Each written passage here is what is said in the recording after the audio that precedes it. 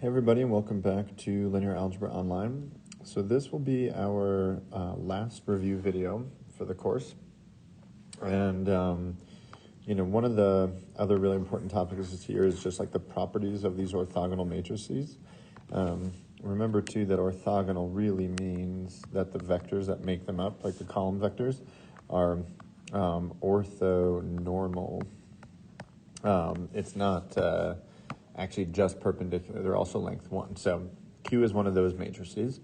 And the properties of them are pretty intuitive because these things are basically they kind of act as they're like an isometry. So they're gonna preserve distances and things like that. And eigenvalues of plus or minus 1, right, which is really what this is saying, would do that because that represents the amount that you scale vectors by. And if it's 1, it's just staying literally exactly where the vector is. And if it's negative 1, it goes to the other direction, but it's still the same length. So this is basically a way to say that these matrices don't stretch or compress vectors. They only may flip the direction around, but they don't stretch or compress it. So being able to prove something like this is important too. And so basically to do this, so if we have lambda as an eigenvalue of Q, then there has to be, some sort of eigenvector that goes with it. So we could say something like this. Note magnitude QV, that vector magnitude should be the same then as magnitude of lambda V, because of eigen stuff, right? And the magnitude of lambda V is the same as the absolute value of lambda times the magnitude of V, all right? And so now what I'm going to do is, since, Q is orthogonal, I know that the magnitude of QV is equal to the magnitude of V. Basically, Q is not enlarging or shrinking or something V, that this length vector is the same as just this length vector. So what I can do is I can go up to this line and I can do substitution, right? I can just take this and substitute them out. So I get that magnitude V equals absolute value of lambda, magnitude V, right? You can divide by magnitude of V, right? And I guess that's okay. We should probably add, I was thinking about dividing by 0. And so I think I would also add, since V is an eigenvector, magnitude of V is not going to equal 0, right? Because V equal 0 is not an eigenvector. That's trivially satisfies it, but we don't think of that as an eigenvector because those things, 0 goes to 0. In a linear transformation, it's not going to give us this interesting property that eigenvalues typically give us. So we can actually divide by 0, and we can just say then that 1 equals absolute value of lambda. We're done. Probably want to write that a little bit nicer than what I'm doing there and add in some of those filler words that I kind of said, but that is roughly how you would prove something like this. And this is definitely, I think, fair game for a proof on the final. All right, so this was something we talked about. This exact problem was something we did in the isomorphism video, but I didn't actually prove my map was an isomorphism. And so I actually want to go through another rigorous isomorphism proof here. So I'm going to prove that the vector space of all symmetric 2x2 matrices is isomorphic to R3. And I first might start off and say why they are. So you could say note the dimension of the symmetric 2x2 matrices is 3, right? Along with R3. So there exists some bijective map between both spaces. All right. So that's why. Their dimensions are the same, and so anytime you have these two vector spaces with the same dimension, you should be able to make that map. And so in the video, I proposed the map that T would take anything of the form like A, B, B, C to A, B, C. Seems like an obvious choice, right? And so to prove this, you've got to prove really two things, but it's kind of like proving three things. So you've got to prove T is linear. And then you're going to have to prove T is one-to-one, or I'm going to put in the parentheses, or onto, because you'll get the other one of those for free. If T is linear and one-to-one, it's onto. If T is linear and onto, it's one-to-one. So you really have three things to show, but two things is all you really have to show, and you just say a comment about why you get the other one of these for free. All right? So for linear, that's really the bulk of the proof here. Just going to kind of go through the normal two checks here. So the first thing I want to show is that the transformation of sum of vectors is the same thing as the sum of the transformation of those vectors. So start off with like two arbitrary symmetric matrices. So T of those two vectors, okay, is going to equal, I'm literally just going to add them, right? So I get this. And then based on my map, right, I know this would go to the vector A plus D, B plus E, and E plus F. But then, just based on how we know we add vectors, right, like vectors in R3, is the same as A, B, E, right, plus D, E, F, which is equal to T of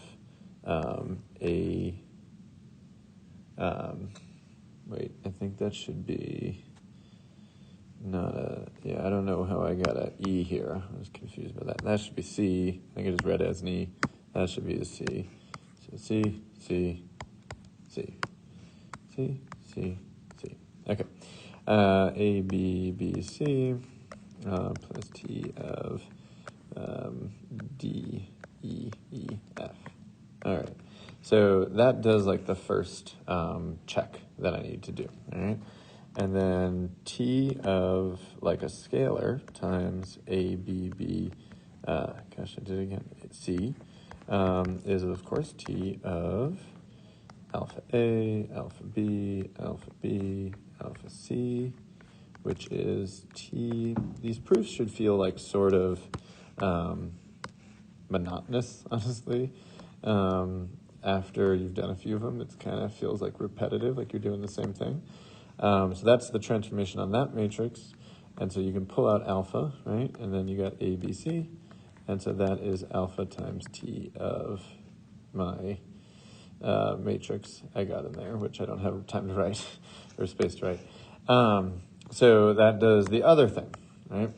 And so these two parts just give me the first piece that T is linear, right? So what I'm going to do now is I'm actually going to have to just erase all this, and I'm going to show T is one-to-one. All right, so to show T is one-to-one, I'm going to set like 0 equal to T of A, B, B, C. And so that means that A, B, C here equals 0. And the only way that's going to equal 0 is if A equals B equals C equals 0. So that implies that the kernel of my transformation is just the trivial space, right? So since T is linear, right, T is also one-to-one.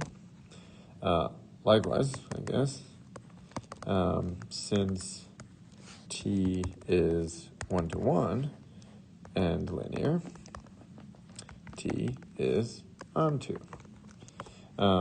This gives us a bijection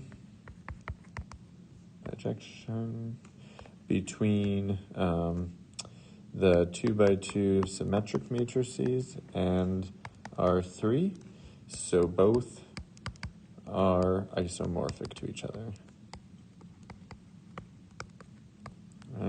built the isomorphism and all that stuff. So the power of these isomorphisms, again, are just the math that we do with 2x2 symmetric matrices can just be easier almost done in R3. So you can take a matrix like this, and you can write it as a three-dimensional vector like ABC.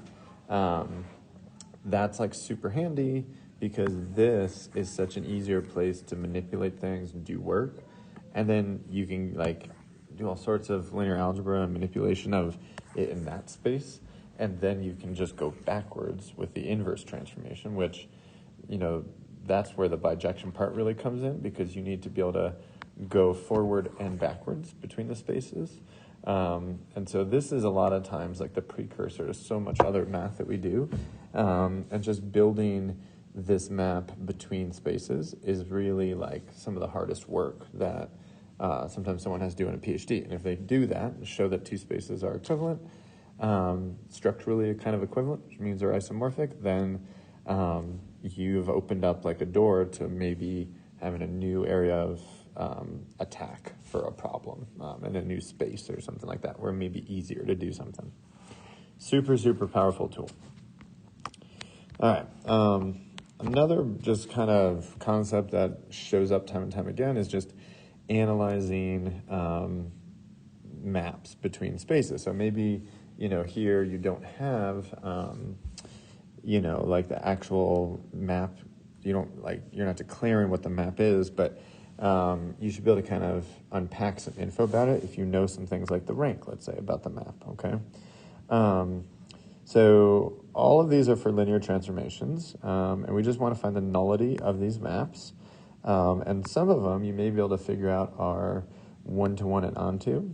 And if you can do that, I want to state that too. So, so this first one just takes R5 to R7, and it says it's rank 3.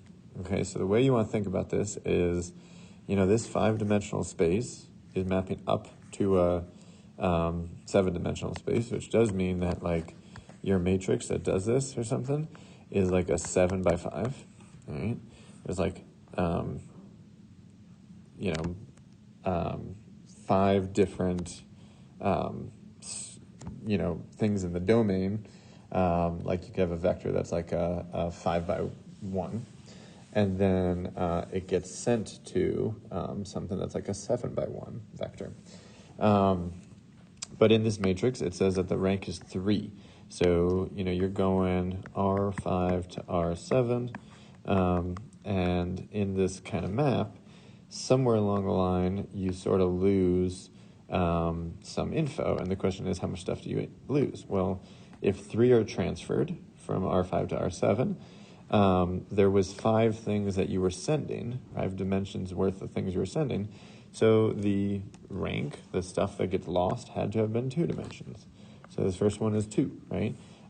Just by the rank theorem, like rank of a matrix or a transformation or whatever plus the nullity of it is equal to n, the like size of it, right? So all we literally did there was 3 plus x equals 5. X was equal to 2. That's literally it. This next one, polynomial kind of transfers here. Like this is like quartic space going to cubic space. And it says it has rank 1, so you transfer 1 dimension's worth of stuff. So 4 dimensions worth of stuff gets lost because, you know, P4 is 5-dimensional. So if 1 goes, 4 got lost somewhere.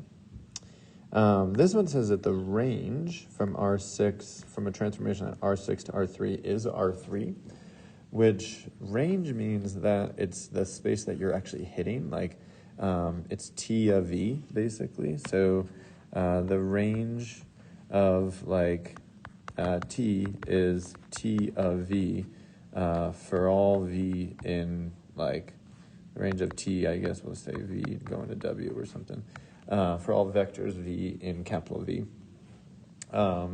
And if the range is 3, the output space, the codomain is 3, R3, so we're hitting everything in R3. So that means that this thing is onto, right? And It also means that 3 dimensions worth of stuff is getting transferred, okay? But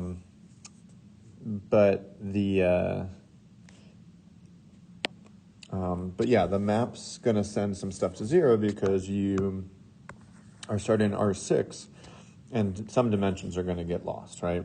Like if you map R3 down to just R2, right, you're not going to be able to preserve 3 dimensions. Like one dimension is going into the null space there. There has to be some loss of dimension. One dimension is in null space, at least, I should say, right? Maybe the whole, 3-dimensional space here goes to, actually just the 0 vector. So you can even have 3 dimensions worth of space going to in the null space or something. But anyways, that's not what we have here. Here, the nullity would be 3, because 3 plus 3 is 6, which is the dimension of R6. We also know that since these maps are linear, right, and it's hitting everything in the codomain there, then this map is also 1-to-1, which is nice. So the map is sending, what it sends over is 1-to-1, I guess I should say. Anyways, no, that is not true. Sorry. It is onto, but you only get the 1-to-1 part if the dimensions of the space are equivalent. So certainly not 1-to-1 because your dimensions don't line up, because you're going to be sending it could be 3-to-1 or something. Just even taking this idea, 3 dimensions of space are going to 0. So you have a 3-to-1 kind of a thing going on. Basically, if I draw it this way, it's if this is my 0 vector, and there's all sorts of different, there's I hat, j hat, and k hat in this picture down here, right? And all of those might go to 0. So that's kind of what it means to be 3-to-1. You don't really know what it is. You do know it's onto because the range is the full R3, but this is not necessarily a 1-to-1 map at all. So it is just onto with nullity 3. Okay. This last one just says M2x2, the space of 2x2 real value matrices, go into 2x2 real value matrices. It has rank 3. But in that one, so in part D here, the basis vectors for this kind of thing is 1, 0, 0, 0, 0, 1, 0, 0, and then 0, 0, 1, 0, and then 0, 0, 0, 1. So it's 4-dimensional, right? And so if it has rank 3, then the nullity of that thing must be 1, right? Because this has 4 basis vectors to describe this space, so it's dimension 4. So 4 dimensions need to be accounted for in the transformation. We send 3 over non-trivially, so 1 gets lost in that transformation somehow. So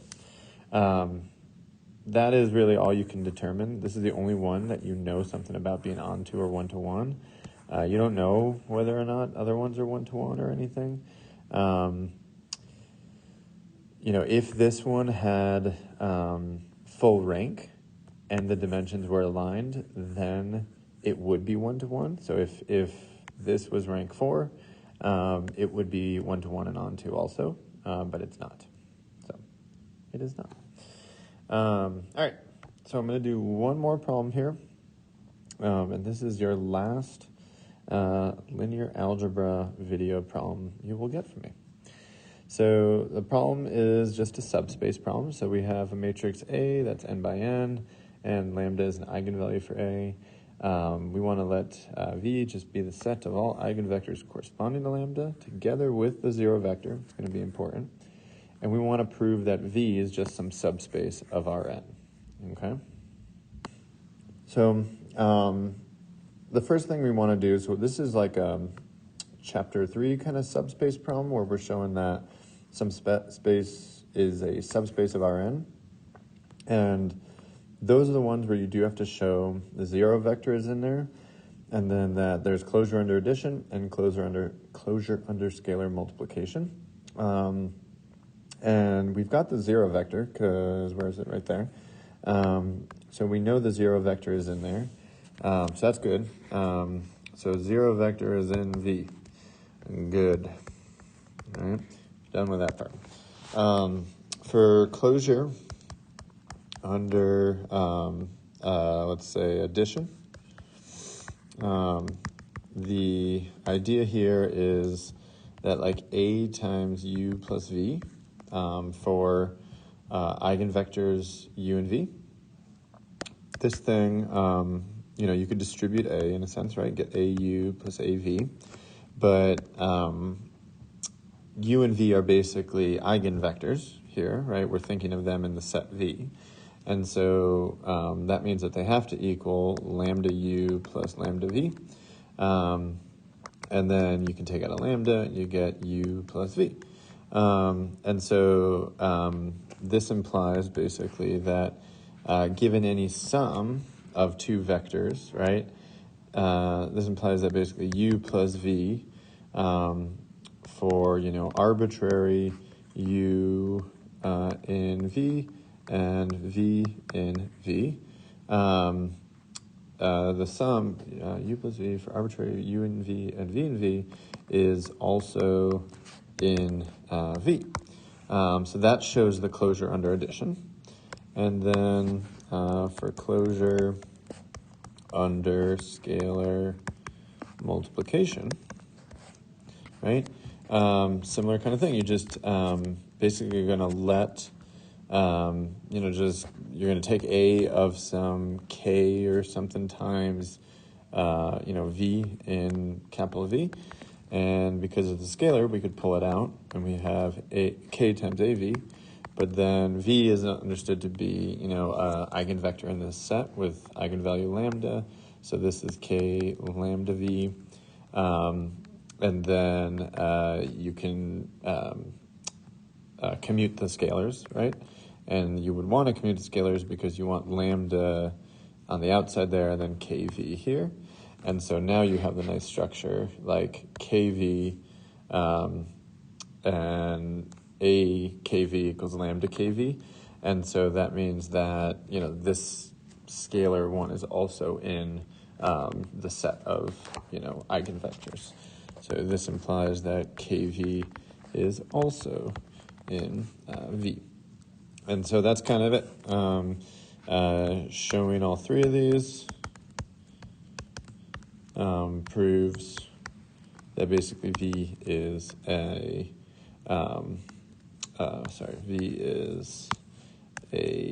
subspace of Rn. That's it.